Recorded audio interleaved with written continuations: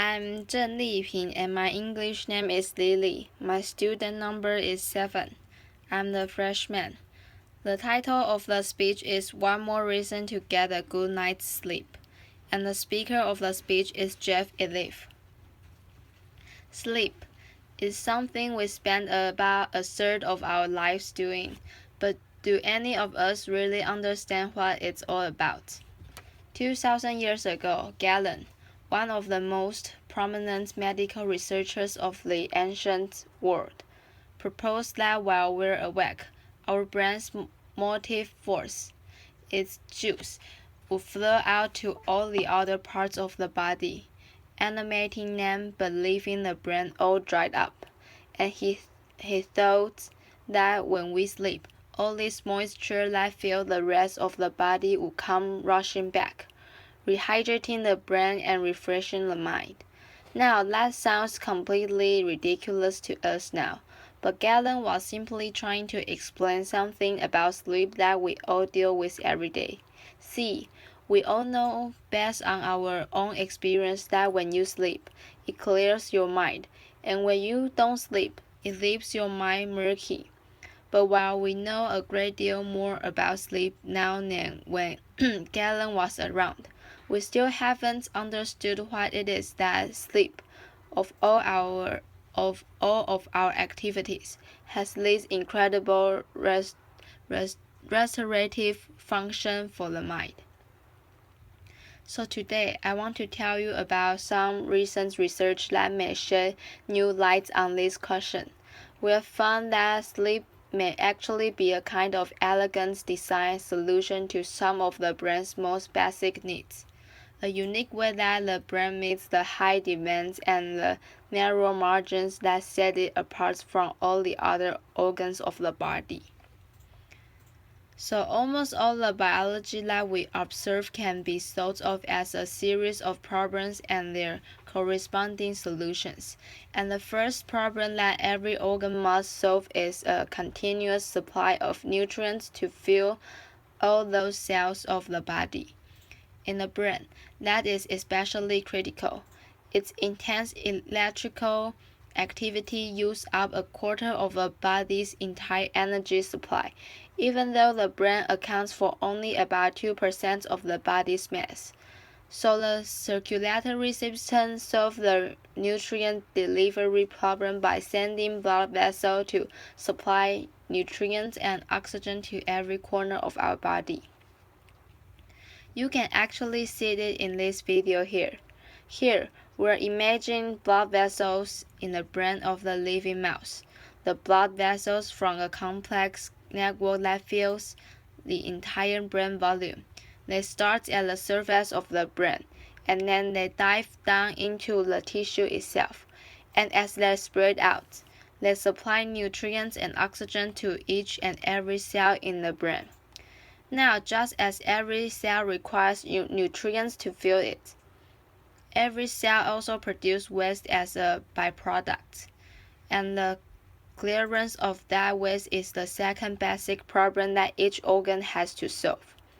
This diagram shows the body's lymphatic system, which has evolved to meet this need.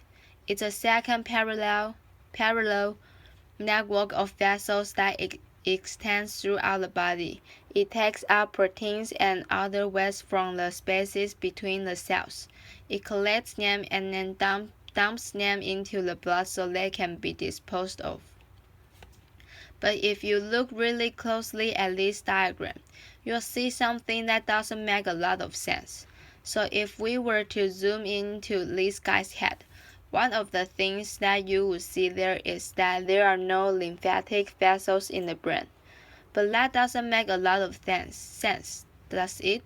I mean, the brain is this intensely active organ that produces a correspondingly large amount of waste that must be efficiently cleared. And yet, it lacks lymphatic vessels, which means that the approach that the rest of the body takes to clean away its waste won't work in the brain.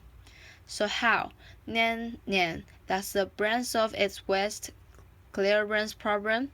Well, that's simply modern question is where will our group first jump into this story. And what we found as we dove down into the brain, down among the neurons and the blood vessels, was that the brain's solution to the problem of waste clearance. It was really unexpected. It was ingenious, but it was also beautiful. Let me tell you about what we found. So the brain has this large pool of clear fluid called cerebrospinal fluid. We call it the CSF.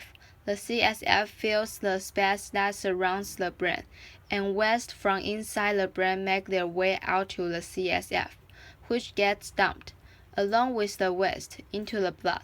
So in that way it sounds a lot like the lymphatic system, doesn't it? But what's interesting is that the fluid and the waste from inside the brain, they don't just percolate their way randomly out to these pools of CSF.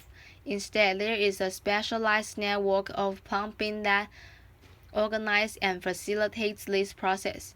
You can see that in this video. Here we're again imaging into the brain of living mice. The frame on your left shows what's happening at the brain's surface, and the frame on your right shows what's happening down below the surface of the brain within the tissue itself. We have labeled the blood vessels in red, and the CSF that's surrounding the brain will be in green. Now, what was surprising to us was that the fluid on the outside of the brain, it didn't stay on the outside. Instead, the CSF was pumped back into and through the brain along the outside of the blood vessel, and as it flushed down into the brain along the outside of these vessels, it was actually helping to clear away, to clean the waste from the spaces between the brain cells. If you think about it, using the outsides of these blood vessels like this is a really clever design solution. But the brain is enclosed in a rigid skull and it's packed full of cells, so there is no extra space inside it for a whole second set of vessels like the lymphatic system. Yet the blood vessels, they extend from the surface of the brain down to reach every single cell in the brain, which means that fluid that's traveling along the outside of this vessel can gain easy access to the entire brain's volume. So it's actually this really clever way to propose one set of vessels, the blood vessels, to take over and replace the function of a second set of vessels, the lymphatic vessels, to make it so you don't need them. And what's amazing is that no other organ takes quite this approach to clean away the waste from between its cells. It's a solution that is entirely unique to the brain. But our most surprising finding was that all of this, everything I just told you about, with all this fluid flushing through the brain, it's only happening in the sleeping brain. Here, the video on the left shows how much of the CSF is moving through the brain of the living mouse while it's awake. It's almost nothing, yet in the same animal, if we wait just a little while until it's gone to sleep, what we see is that the CSF is rushing through the brain. And we discovered that at the same time, when the brain goes to sleep, the brain cells themselves seem to shrink, opening out spaces in between them, allowing fluid to rush through and allowing waste to be cleared out. So it seems that Galen may actually have been sort of on the right track when he wrote about fluid flushing through the brain when sleeping came on.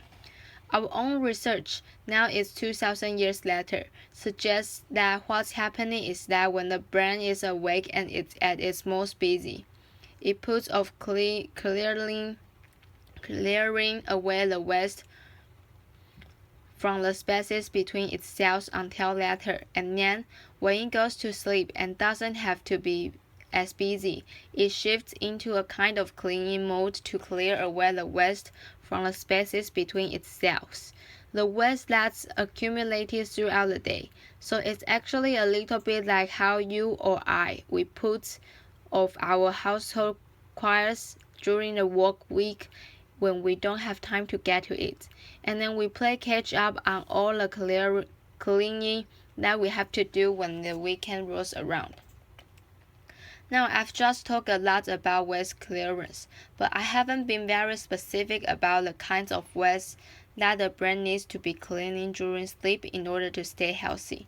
The waste products that this recent study focused most on is amyloid beta, which is a protein that's made in the brain all the time.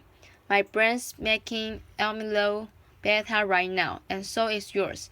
But in patients with Alzheimer's disease, amyloid beta builds up and aggregates in the spaces between the brain cells, instead of being cleared away like it's supposed to be, and it's this buildup of amyloid beta that's thought to be one of the key steps in the development of that terrible disease. So we measured how fast amyloid beta is cleared from the brain when it's awake versus when it's asleep. And we found that indeed, the clearance of amyloid beta is much more rapid from the sleeping brain. So if sleep, then is part of the brain's solution to the problem of waste clearance, then this may dramatically change how we think about the relationship between sleep, amyloid beta, and Alzheimer's disease.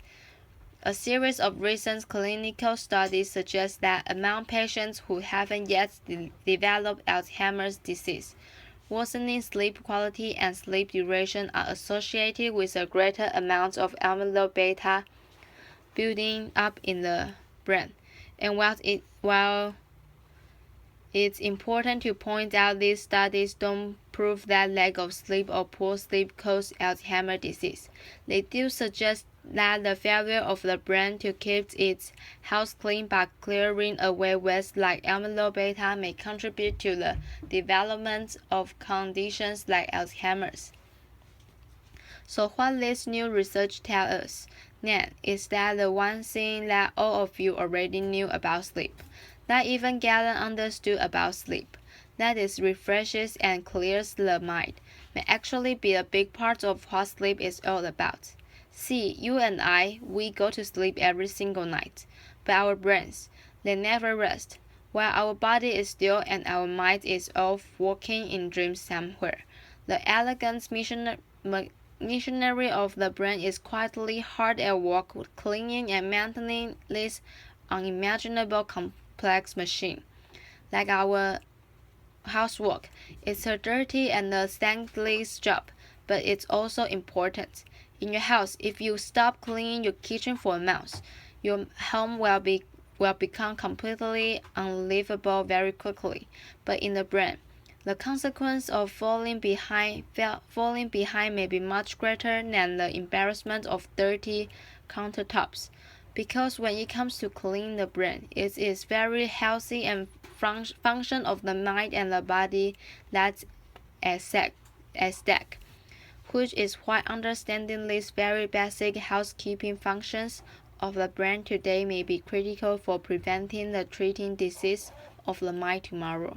Thank you. Applause.